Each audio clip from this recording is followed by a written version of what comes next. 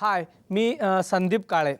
आज मी या जमलेल्या सगळ्या तरुणांशी मोकळेपणाने अगदी बातचीत करणार आहे. त्यांच्याकडनं जाणून घेणार आहे की त्यांच्या अवतीभोवती असणाऱ्या अनेक समस्या आहेत तरी काय. अलीकडे निवडणुका येऊ लागलेल्या आहेत. सगळ्या महाराष्ट्रामध्ये निवडणुकीची धामधूम अगदी जोरात सुरू आहे. असं असताना या निवडणुकीमध्ये यूथचा काय रोल असणार आहे, त्यांना नेमकं या निवडणुकीविषयी वाटतं तरी काय, भविष्यामध्ये असणाऱ्या अनेक मोठमोठ्या अडचणीमध्ये आज महाराष्ट्र सापडला आहे. या अडचणीवर तोडगा काढण्यासाठी कुठंतरी यंत्रणा कमी पडते काय, या आणि अशा अनेक प्रश्नांची उत्तरं मी या युवकाकडून जाणून घेणार आहे. मी तुमच्यापासून सुरुवात करतो. मला तुम्ही सांगा की सध्या निवडणुका येऊ लागलेल्या आहेत. निवडणुकीची हवा सगळ्या महाराष्ट्रामध्ये सुरू आहे. असं असताना एकीकडे मराठवाडा असेल किंवा विदर्भ असेल, या भागात मोठ्या प्रमाणावर गारपीट झालेली आहे. या सगळ्या गारपीटग्रस्तांना अद्यापर्यंतही सरकारने कुठल्या प्रकारची मदत केली नाही किंवा कुठलीही पाहणी या सरकारद्वारे होत नाही की काय, असा प्रश्न निर्माण झाला आहे. तुम्ही या सगळ्याकडे कसं पाहता? निवडणुकीच्या सगळ्या धामधुमीमध्ये या गारपीटग्रस्तांकडे दुर्लक्ष झाले का? तुम्हाला काय वाटतं? सध्या मराठवाडा आणि बऱ्याच ठिकाणी गारपीट पडलेले आहे. त्या ठिकाणी त्यामुळे शेतकऱ्यांचं बरेच नुकसान झालेलं आहे. पण निवडणुका जवळ आल्यामुळे बरेच नेते आता सांगतायत की हो आम्ही असं मदत करू तसं मदत करू, परंतु त्याचं प्रत्यक्षात अंमलबजावणी झाली पाहिजे असं मला वाटतंय. आणि सध्या निवडणुकीच्या पार्श्वभूमीवरती हे सगळं घडलं असताना निवडणुकीसाठी अतिशय पैसा खर्च करण्यापेक्षा त्यांच्याकडे लक्ष द्यावे असं मला वाटते आणि त्यांच्या कल्याणासाठी काहीतरी विचार करावा. आपल्या इथे पाऊस पडल्यामुळे सर्व शेतकऱ्यांचं भरपूर प्रमाणात नुकसान झालेलं आहे. त्या नुकसानामध्ये एवढं नुकसान झाल्यामुळे काही शेतकऱ्यांनी आत्महत्या केली, तर काही जणांनी आपली जमिनी गहाण ठेवून त्याच्यासाठी पैसा लावलेला असतो. त्यांना कर्ज देण्यासाठी पैसा नाही आहे, पण इलेक्शनमध्ये आजकाल सगळे नेते पैसा लावत आहेत. तोच पैसा जर शेतकऱ्यांच्या मदतीसाठी वापरला गेला तर त्यांचं काहीतरी भलं होईल आणि त्यांना कर्ज निर्मुक्त होण्यासाठी मदत मिळेल. माझ्या मते जे काही आश्वासनं दिली जातात ते फक्त बोलण्यापुरतीच असतात. म्हणजे आतापर्यंत तरी असं एकदाही नाही झालं आहे की आम्ही हे काम एवढ्या वेळात करू, तर ते नाही पाळलं गेलं आहे. तर विनंती असेल की प्लीज हे टाईम टू टाईम पाळावे. जेव्हा निवडणुका येतात तेव्हाच मंत्र्यांच्या गाड्या अगदी खेडोपाडी पोहोचतात आणि फक्त आश्वासनांचा पाऊस पाडला जातो, मात्र त्याची पूर्तता केली जात नाही. आज स्वातंत्र्य होऊन इतकी वर्ष झाली तरी काही खेड्यांच्यात वीज नाही आहे, पाणी नाही आहे, कोसो दूर जाऊन पाणी आणावं लागते. मग ह्या पूर्तता अजून सरकार का करत नाही? सरकार झोपले का असं मला वाटतं. मला असं वाटतं की आश्वासनं दिली जातात आणि असं सांगितलं जातं की आम्ही हे करू, आम्ही ते करू.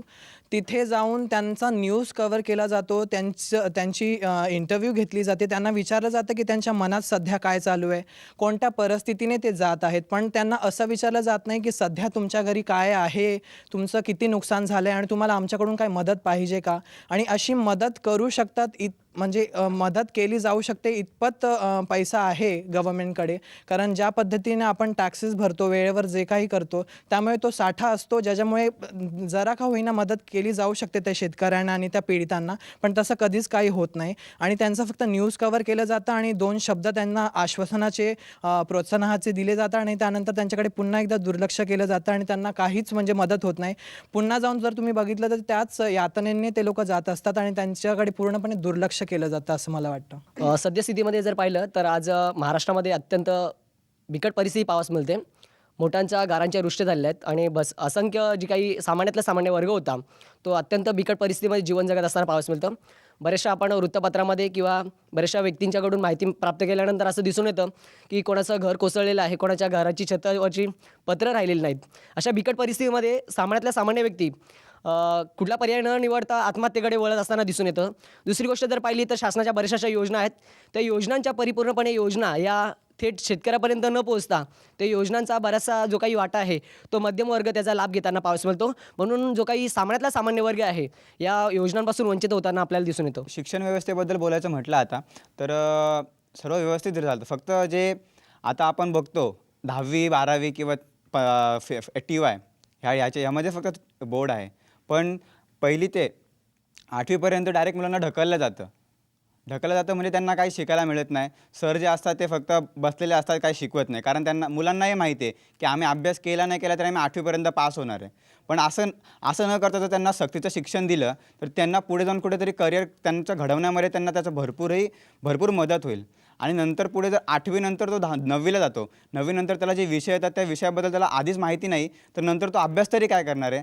त्यामुळे जे 1ली ते 8वीच्या मुलांना जे शिक्षण दिलं जातं ते सक्तीचं असावं. मला तरी असं वाटतं की शिक्षण व्यवस्थेबद्दल की 10वी 12वी 15वी बोर्ड आहे, तसं मला असं वाटतं की 10वीमध्ये बोर्ड नसावं, डायरेक्ट 12वीमध्ये किंवा 15वीमध्ये असावं. कारण की आपण जेवढं शिकतो ते 10वीपर्यंत शिकतो किंवा 12वीपर्यंत शिकतो. 10वीमध्ये गेल्यावर मुलांवरती म्हणजे जास्त करून प्रेशर दिला जातो की 10वीची परीक्षा पास हो, 10वीची परीक्षा पास हो. कारण की 10वीची परीक्षा पास झाल्यावर तो मुलगा कॉलेजमध्ये जातो किंवा तो कॉलेजमध्ये गेल्यावर 12वीच्या परीक्षेमध्ये बसतो, ते पण बोर्ड असतं.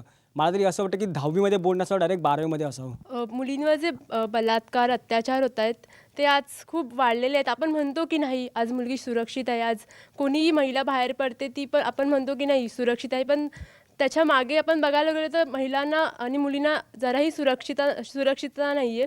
तर मला असं वाटतं की शासनाने अजून काही प्रयत्न करून महिलांना ती सुरक्षा द्यायला पाहिजे. मुलींनी पण स्वतःहून जरा म्हणजे हुशार असं व्हायला पाहिजे. त्यांना पण कळलं पाहिजे की आजूबाजूचा परिसर कसा आहे, आजूबाजूचं वातावरण कसं आहे, मी कसं वावरायला पाहिजे. आणि सुरक्षा बोलतो, पण मुलींनी पण स्वतःची सुरक्षा अशी जाणून घेतली पाहिजे. मला असं वाटतं की मुलींची जी सुरक्षितता आहे ती आता अजिबात त्या सुरक्षित नाही आहेत. त्यांना पोलीस जेव्हा एखाद्या मुलीवर बलात्कार होतो तेव्हा तिच्या घरचे या भीतीने कोणाला सांगत नाहीत की त्यांच्या घराची इज्जत जाईल. पण मला असं वाटतं की त्यांनी पोलिसांकडे गेल्यावर पण पोलिसांनी त्यांना मदत केली पाहिजे.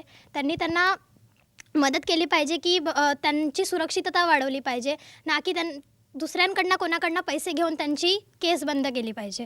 मला असं वाटतं की आत्ताची जी शिक्षण पद्धती आहे ती विद्यार्थी केंद्रित असायला हवी. त्यामध्ये जो MPSC UPSCचा जो अभ्यास आहे तो म्हणजे स्पर्धात्मकदृष्ट्या तो अभ्यास असायला हवा. अशा प्रकारची ही विद्यापीठाचे जे काही अभ्यासक्रम आहे तो असायला पाहिजे. महाराष्ट्राचा जर खरंच विकास करायचा असेल तर सगळ्यात पहिली गोष्ट म्हणजे तर महाराष्ट्रातली शिक्षण व्यवस्था बदलली पाहिजे. महाराष्ट्रातले आपण UPSC आणि MPSCचा जर निकाल बघितला तर फक्त 3 किंवा 4 विद्यार्थी पास झालेले असतात. याला कारणीभूत म्हणजे आपली शिक्षण व्यवस्था. शिक्षण व्यवस्था ही उपयोजनात्मक असली पाहिजे, स्पर्धा परीक्षांसाठी मार्गदर्शक असली पाहिजे. त्या शिक्षण व्यवस्थेचा आपल्याकडे अभाव आहे, त्यामुळेच आपल्याला या परिस्थितीला फेस करावं लागतं आहे. तर माझं असं मत आहे की आपण या शिक्षण व्यवस्थेत बदल घडवून आणला पाहिजे आणि उपयोजनात्मक शिक्षण दिलं पाहिजे, जेणेकरून ज्यावेळेस विद्यार्थी नोकरीसाठी जातात त्यावेळेस त्यांना पुस्तकातला प्रश्न विचारला जात नाही, तर त्यांच्या अंगी जी कौशल्य आहे ती कौशल्य अभ्यासली जातात. हे कौशल्यपूर्ण शिक्षण आपण विद्यार्थ्यांना दिलं पाहिजे आणि खरं शिक्षण विद्यार्थी केंद्रित केलं पाहिजे. आजचे विद्यार्थी असे आहेत की म्हणजे फक्त कॉलेजला यायचं नाही, फक्त पेपर असतील त्यावेळेस तिथे उपस्थित राहायचं, यायचं, परत नोट्स घ्यायच्या आणि फक्त तेवढं जे इम्पॉर्टन्स दिलेले आहेत त्याच्यावर अभ्यास करायचा आणि तेवढाच अभ्यास करून परीक्षेमध्ये पास व्हायचं. आजची विद्यार्थी झालेले आहेत. मला असं वाटतं जो आज निवडणुकीमध्ये जो खर्च होतो तो कल्याणकारी योजनांमध्ये खर्च झाला पाहिजे आणि गरिबांतील मुलांना चांगलं शिक्षण, आरोग्य मिळालं पाहिजे. की निवडणुकीमध्ये जो लागणारा पैसा आहे तो वाढवला पाहिजे आणि चांगल्या सोयीसुविधा उपलब्ध करून दिल्या पाहिजे.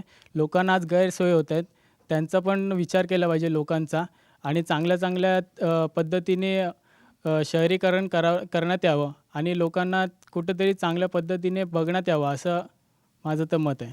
मला असं वाटतं जे कालचे जे झालेली गारपीट आहे त्याच्यामुळे शेतकऱ्यांचे भरपूरसे नुकसान झाले. द्राक्षांच्या बागाचे नुकसान झाले, आंब्यांच्या बागाचं नुकसान झाले. त्यावरती राजकारणी लोकांचं ह्याच्यावर दुर्लक्ष होते, कारण की आता त्यांच्या हे येणार आहेत निवडणुका जवळ येत आहेत, त्यासाठी त्यांनी निवडणुका सोडून शेतकऱ्यांची मदत करावी असं मला वाटतं. त्या लोकांच्या निवडणुकीचे खर्च वाढवण्यापेक्षा तोच खर्च जर आकस्मिक निधीमध्ये वाढवला तर अत्यंत फायदा होईल. कारण प्रत्येक वेळी कधी कोणत्या वेळी नैसर्गिक घटना घडेल याची शक्यता सांगता येत नाही. त्याच्यामुळं त्या संकटाला सामोरं जाण्यासाठी तो निधी आकस्मिक निधी म्हणून वापरण्यात येईल, येता येईल असं माझं मत आहे. मुझे ऐसा लगता है कि जो भी निवडणुकों में पैसे जो इन्वेस्ट कर रहे हैं, जो ज़्यादा वेस्ट जाता, बहुत ज़्यादा जा रहा है वेस्ट, और वो पैसे अगर कुछ अच्छे काम के लिए यूज़ के तो ज़्यादा बेटर का। हर घर पे सब लोग वोट लेने के लिए जाते, उस समय पैसे दे देते कि मुझे इतना वोट चाहिए, तो वोट खरीदते उन लोग। वोट खरीदने से अच्छा उतना कुछ इंप्रूवमेंट करके लाए, रोड पे जो खराबी है वो उसमें से इंप्रूवमेंट वो करके लाए तो ज़्यादा बेटर रहेगा, मुझे ऐसा लगता है वो पैसों से। आता जो निवडणुकीत पैसा जो वापरला जातो आहे, तर मला काय म्हणायचं आहे, आता जे नेते लोक असतात फक्त ते मतदानाच्या वेळी मत मागायला येतात, पण ते तसं काही काम करत नाही. कारण की ग्रामीण भागात आजही बघितलं आपण तरी खूप म्हणजे अस्वच्छता आहे किंवा अजूनही ग्रामीण भागातल्या लोकांना शौचालय नाही आहे. तर माझं मत आहे की त्या लोकांना आपण चांगलं आरोग्य प्रदान करून दिलं पाहिजे. तो पैसा ग्रामीण भागातल्या लोकांसाठी वापरला पाहिजे. या तरुणांना आजूबाजूचे प्रश्न माहीत नाही असं अजिबात नाही. त्यांना ग्रामीण भागातले प्रश्न माहीत आहेत, त्यांना शहरामधले प्रश्न माहीत आहेत.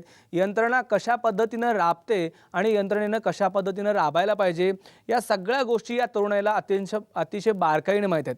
मला वाटतं या तरुणाईचं मत हे येणाऱ्या लोकशाहीचं मत असणार आहे आणि या मताला प्रत्येकाला ग्राह्य धरावं लागणार आहे. निवडणुका येऊ लागलेल्या आहेत आणि या निवडणुकीमध्ये कोणाला निवडून द्यायचं, कोणाला पाडायचं किंवा कोणाच्या बाजूने भक्कमपणे उभं राहायचं ही तरुणाईच ठरवणार आहे. आपण राज ठाकरेची सभा बघितली असेल, आपण उद्धव ठाकरेची सभा बघितली असेल किंवा आता आपमध्ये असणारं सगळं तरुणाईचं सळसळतं रक्त पाहिलं असेल. या सगळ्या निवडणुकीच्या धामधुमीमध्ये तरुण हा अत्यंत केंद्रस्थानी असणार आहे आणि यांची मतंसुद्धा तितकीच महत्त्वाची असणार आहेत.